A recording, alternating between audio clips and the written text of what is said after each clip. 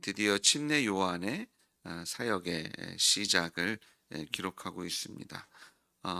누가는 이 누가복음을 기록하면서 예수님의 이야기가 그냥 사람들이 만들어 놓은 이야기들이 아니라 또 실존하셨지만 그 외에 붙어진 어떤 사람들이 깜짝 놀랄 만한 이야기들이 그냥 사람들이 만들어 놓은 그리고 거기에 더해 놓은 이야기가 아니라 역사적으로 실제적으로 일어난 일들을 분명히 하기 위해서 읽다 보시면 그런 시기와 때를 나타내는, 그래서 사람들이 이것이 이때 정말 일어난 사건이구나를 알 수 있는 그런 것들을 저에게 제시해주고 있는데요. 1절에 보니까 디베로 황제, 본디오 빌라도, 헤롯, 빌립, 루사디아, 그리고 2절에 안나스와 가야바라는 실제적인 인물들을 소개하고 있고요. 그런 동일한 시대에 이제 침례 요한이 그 사역을 시작하였음을 나타내주고 있습니다. 디베르 황제가 통치한 지 15해, 주후 28년에서 29년을 얘기한다고 하고요. 그리고 본디오 빌라도도 주후 26년에서 36년까지 유다에서 총독으로 있었기 때문에 그 시기에 또 맞고요. 또 여기서 헤롯은 헤롯 그 안티파스입니다. 그래서 헤롯 대제의 아들이죠. 그리고 빌립은 그 헤롯 안티파스의 형제고요. 그리고 안나와 가야바는 이 로마 황제에 의해서 임명된 대제사장입니다. 그래서 안나스 같은 경우는 로마 황제 구레뇨에 의해서 대제사장으로 임명되었고요. 얼마 안 있다가 그 된 후에 이제 안나스의 조카 그 가야바가 또 대제사장직을 잇게 됩니다. 그래서 그런 시대에 침례 요한이 사역을 시작하였음을 분명히 하고 있고요. 이런 역사적인 배경 속에서 침례 요한의 사역은 누가 시작하셨냐? 하나님께서 시작하셨음을 또한 분명히 하고 있습니다. 하나님께서 보이지 않는 하나님이시지만 우리의 역사 속에서, 삶 속에서 실제적으로 일하고 계시고 간섭하고 계시고 임재와 섭리 속에서 하나님의 자녀들을 구원하시고 또 사랑해 주시는 하나님이신 것을 우리가 누가복음 3장 2절에서 찾아볼 수 있죠. 그래서 이 하나님의 말씀이 요한에게 임하고 요한의 본격적인 사역이 시작되었음을 보게 됩니다. 말씀의 역사로 요한이 그 일을 시작하게 되고요. 또 예수님께서 이 땅에 오신 것은 그 말씀이 육신이 되신 사건이죠. 그래서 하나님의 구원이 이 말씀의 역사로 우리에게 임하게 되는 것을 우리가 바라보게 됩니다. 우리가 오늘 읽는 이 성경 말씀, 이것이 단지 글자의 기록이 아니라 하나님의 살아계신 그런 하나님께서 우리 삶 속에 간섭하시고 임재하시는 또 하나님의 방법인 것을 보게 됩니다. 그래서 단지 글자가 아니라 기록물이 아니라 이것을 하나님의 말씀으로 받을 때 그 하나님의 살아있는 그런 임재와 역사가 우리의 삶 속에서 그대로 이루어지게 하실 것을 믿습니다. 말씀이 육신이 되신 하나님, 또 하나님의 말씀이 침례 요한에게 임했을 때 하나님의 일들이 우리의 인생 속에서 일어나게 되고 또 하나님의 뜻이 우리의 삶 속에서 일어나게 하시는 것을 믿으시는 여러분 되실 주의 이름으로 축복하고요. 그 동일한 말씀의 역사가 오늘 이 아침에 우리에게도 동일하게 하나님께서 임하시고 만나주시고 우리 삶 속에 역사해 주실 줄 믿습니다. 자, 요한이 3절에 보니까 요단강 부근에서 회개의 침례를 선포하게 됩니다. 회개하라, 천국이 가까웠음을 동일하게 예수님이 선포하신 말씀과 같은 이야기를 선포하고 있는 침례 요한을 보게 되고요. 하나님께로 돌아설 것을, 죄 사함을 받을 것을 선포합니다. 그래서 누가는 이 침례 요한을 4절에 보니까 이사야 책에서 기록된 말씀의 성취다라고 기록합니다. 이사야서 40장 3절부터 5절에 있는 말씀을 인용하고 있습니다. 물론 다른 사복음서의 기자들도 이사야서 40장 3절의 말씀을 인용하고 있는데요. 누가만이 이사야 40장 3절부터 5절 전체 말씀을 인용해서 침례 요한을 소개하고 있습니다. 광야에서 외치는 자의 소리가 있어 이르되 너희는 주의 길을 준비하라. 그의 오실 길을 곧게 하라. 모든 골짜기가 메워지고 모든 산과 작은 산이 낮아지고 굽은 것이 곧아지며 험한 길이 평탄해질 것이요 모든 육체가 하나님의 구원하심을 보리라 함과 같으니라. 침례 요한이 광야에서 외치는 자의 소리다라고 얘기하죠. 근데 어떤 이야기들, 어떤 말씀을 선포하냐 봤더니요. 주의 길을 준비하라. 그의 오실 길을 곧게 하라. 회개할 것을 말씀하고 있는 것을 보게 됩니다. 예수님께서 이 땅에 오실 것을 준비하고 그리고 오실 길을 곧게 굽어져 있는 것, 그리고 높고 낮은 산과 계곡으로 길이 어려운 그 길들을 평탄하게 하는 것, 그것은 죄를 없애는, 내가 죄인인 것을 깨닫게 하는, 그리고 결국 이 죄를 해결해 줄 수 있는 분은 예수님밖에 없구나, 그것을 깨달을 수 있도록 사람들의 마음을 준비하고 오실 메시아를 기다리게 하는 것, 그것이 침례 요한이 하고 있는 일인 것을 우리가 보게 됩니다. 그렇습니다. 우리가 죄에 대해서 내가 죄인이구나, 내 인생에 문제가 있구나. 그래서 많은 분들이 문제 자체를 인식하는 것만으로도 우리가 해결하는데 한 걸음 더 가까이 갈 수 있다라고 얘기합니다. 그런데 우리 인생에 죄가 있고 문제가 있고 이런 고칠 부분이 있는 것을 알아도요, 이것을 우리가 해결할 수 있는 능력이 우리 안에 없습니다. 그래서 침례 요한이 단지 우리 안에 문제가 있음을 얘기했을 뿐만 아니라 그 문제를 해결해 주실 수 있는 분이 이 뒤에 오심을, 메시아에 대한 약속을 하고 있는 것을 보게 됩니다. 우리가 단지 문제를 인식하는 것으로 어쩌면 우리가 문제에 조금 더 가까이 다가가고 우리의 마음이 조금 더 편해지고 이것이 해결되겠구나라는 소망을 가질 수 있을지도 모르지만, 우리가 이 문제를 인식했을 때 문제가 뭐예요?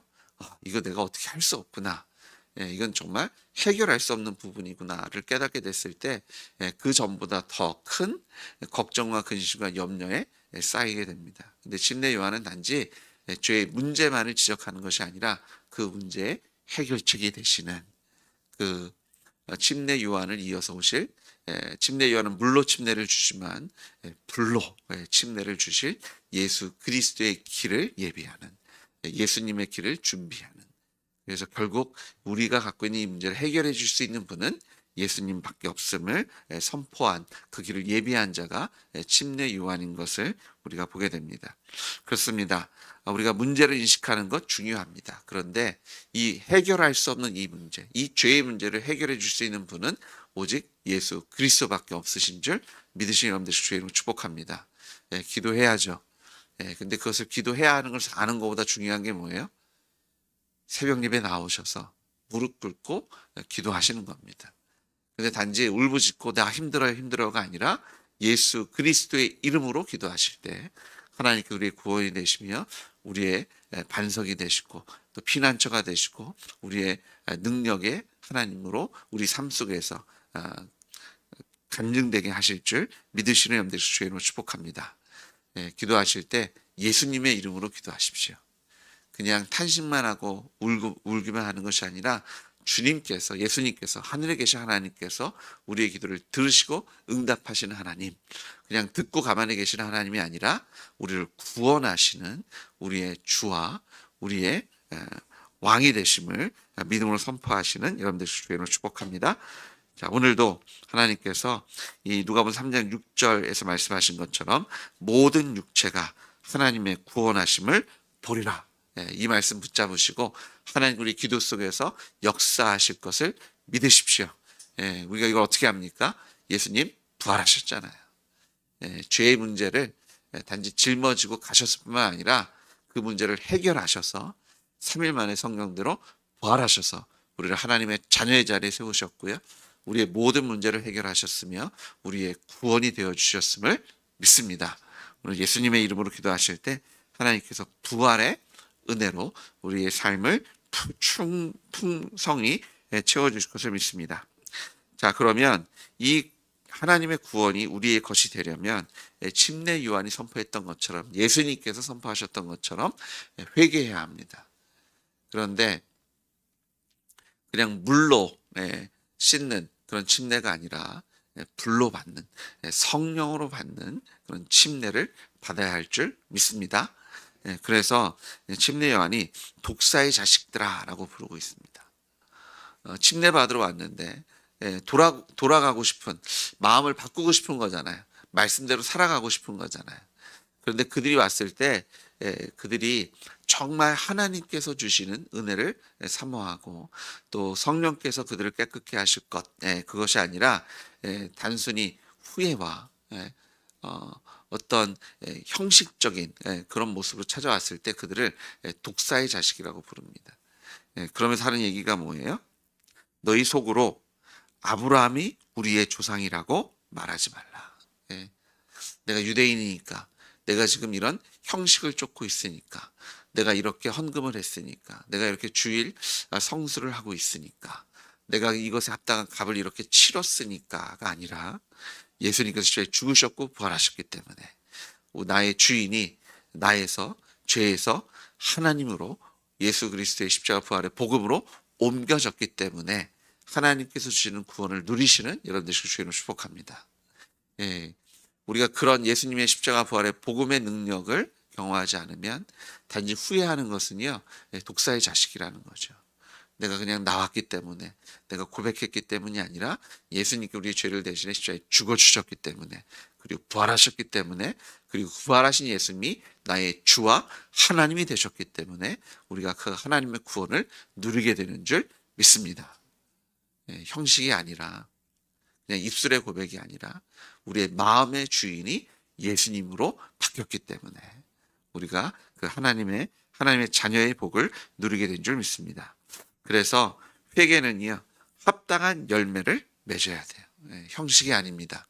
내가 무엇을 했기 때문이 아니라, 내가 누구의 자식이기 때문이 아니라, 내가 어떤 이런 형식을 쫓고 있기 때문이 아니라, 예수님의 십자가 부활 때문에 회개의 합당한 열매.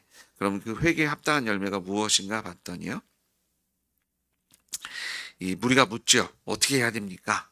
합당한 열매를 맺으려니까. 그래서 11절부터 보시면, 옷 2벌 있는 자는 1벌을 없는 자에게 나눠주고, 세리들도요, 받을 것만 받고, 군인들도 강탈하지 말고, 자기의 그런 권력을 이용해서 사람 억압하지 말고,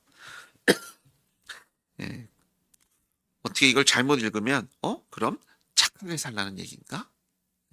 아닙니다. 예수님의 주권, 하나님의 주권을 인정하라는 겁니다. 저희가 착하게 살라고 해서 착하게 살 수 있어요, 없어요? 없습니다. 이 주인이 바뀌어야 우리의 삶이 바뀌는 줄 믿습니다. 독사의 자식이라고 부르는 이유가 뭐예요? 오늘 이 자리에 나와서 회개한 것 같고 뭐 씻긴 것 같은데 그들 마음이 뭐예요? 돌아가면 그대로 살겠다는 거잖아요. 내가 그대로 살지만 내가 여기 나와서 이거 하면 죄 용서해 주시고 천국 가게 해달라는 거잖아요. 근데 지금 침례 요한이 선포하는 그 회개는요, 그거 아닙니다. 예수님이 오실 텐데, 예수님이 우리의 죄를 대신해 십자가에 죽으시고 부활하셔서 우리의 주와 하나님을 선포하실 텐데, 회개라는 것은요, 영접과 연결돼서 그 부활하신 예수님을 주인으로 삼으라는 겁니다. 이제는 내 마음대로, 내 욕심대로, 내 버릇대로 사는 것이 아니라, 이 당시에 세리는요, 세금 더 걷는 게 당연한 시대입니다. 군인들은요, 특별히 여기서 군인들은 로마 군인을 얘기하는 것이 아니라 그 지역 군인들, 특별히 이 당시에 지역 군인들이 주로 했던 일이 뭐냐면 세리들 쫓아다니면서, 세리가 세금을 걷는데 말로 하면 듣겠어요? 옆에 군인들이 서서 칼로, 창으로 위협을 해야 될 거잖아요. 그 옆에서 세리도 폭리를 취하는데 그 옆에서 자기들의 욕심을 채웠던 것이 군인들입니다. 자기 마음대로, 그리고 이 시대에 다 그렇게 살았고요. 특별히 이 시대의 군인들이 월급이 작았다고 합니다. 그래서 강탈하지 않으면 먹고 살 수 없는, 그리고 그런 과정 속에서 당연히 군인들은 강탈하는 것으로 인식되어졌던 사회 속에서 세상의 흐름대로 사는 것이 아니라 하나님의 말씀대로 살라고 명령하고 있고요. 이것은 주인이 바뀌어야 이루어지는 일인 줄 믿습니다. 그래서 침례 요한이요, 나는 그 이가 아니다, 내 뒤에 오시는 이가. 그러니까 자신이 회개의 메시지를 선포하고 있지만 자신을 통해서 이루어질 수 없는, 자신은 단지 길을 예비하는 자, 하지만 그 뒤에 오시는, 자신이 신발끈을 매기도 감히 감당할 수 없는 하나님의 독생자 성령께서 임하셔서 우리의 죄를 대신해 죽으시고 부활하실 그 예수님이 그 일을 이루실 것을 기대하며 그 길을 예비했던 것이 침례 요한인 것을 보게 됩니다. 회개에 합당한 열매를 맺으십시오. 주인이 바뀌었잖아요. 그렇다면 주인이 바뀐 인생을 살아가셔야 합니다. 세상에서 뭐 그 정도 위치에 가면, 지금 상황이라면 이렇게 저렇게 사는 것이 당연하고 그 누구도 불편하고 힘들지만 그냥 다들 이러더라 라고 체념하고 살 때 그대로 사는 것이 아니라 말씀대로 살아가시는, 주인이 바뀌었기 때문에, 성령께서 우리에게 말씀하시기 때문에, 이 말씀이, 살아계신 하나님의 말씀이 우리와 동행하시기 때문에 세상대로, 욕심대로, 내 정욕대로 사는 것이 아니라 하나님의 말씀대로 살아나가시는 여러분 되시길 주님으로 축복합니다. 주인이 바뀌었습니다. 이거 내 힘으로 할 수 없습니다. 성령께서 우리 안에 살아 역사하실 때 우리도 넉넉히 풍성한 삶을 누리게 하실 줄 믿습니다. 오늘 그 성령의 충만한 그 말씀의 역사를 누리시는 여러분 되시길 다시 한번 주인으로 축복합니다. 기도하시겠습니다. 하나님, 하나님의 말씀에 그 크신 능력을 사모합니다. 회개에 합당한 열매를 맺게 하실 줄 믿습니다.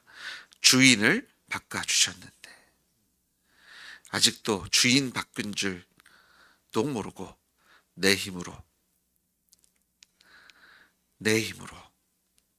어떻게든 해보려고 노력하는 우리의 그 죄된 속성을 오늘 주님 앞에 내려놓습니다. 우리 안에 살아계신 성령님, 나를 위해 죽으시고 부활하신 예수님, 우리를 사랑하셔서 독생자 예수를 이 땅에 보내시기를 마다하지 않으셨던 하나님, 우리 안에 역사해 주십시오. 우리를 통치하시고 주관하실 때 성령님, 우리의 입술로 아멘 하나님께 동의하게 하시고 우리의 손과 발을 움직이셔서 주님께 순종함으로 회개에 합당한 열매, 예수님께서 통치하시고 인도하시는 하나님의 온전한 주권을 누리게 하실 줄 믿습니다. 하나님, 우리를 변화시켜 주신 줄 믿습니다. 회개에 합당한 열매로 아버지 하나님, 욕심대로 살아가는 것이 아니라 말씀대로 살아가는 자의 복을 오늘도 누리게 하셔서 하나님의 은혜의 보좌로 예수의 이름을 의지하여 나아갑니다. 하나님, 나에게 선한 것 없는 것 아시오니 오늘도 예수 그리스도의 보혈의 그 능력으로 우리를 정결케 하시고 거룩케 하시고 능력에 능력을 더하시고 은혜에 은혜를 더하셔서 열매 있는 삶, 하나님, 도끼가 나무 뿌리에 놓였다고 하셨는데 아버지, 열매가 없어서 찍혀 불에 던져지는 것이 아니라 하나님께서 기뻐하시는 열매로 하나님께 기쁨이 되고 영광이 되는 삶을 누리게 하실 줄 믿습니다. 예수님의 이름으로 기도드렸습니다. 아멘.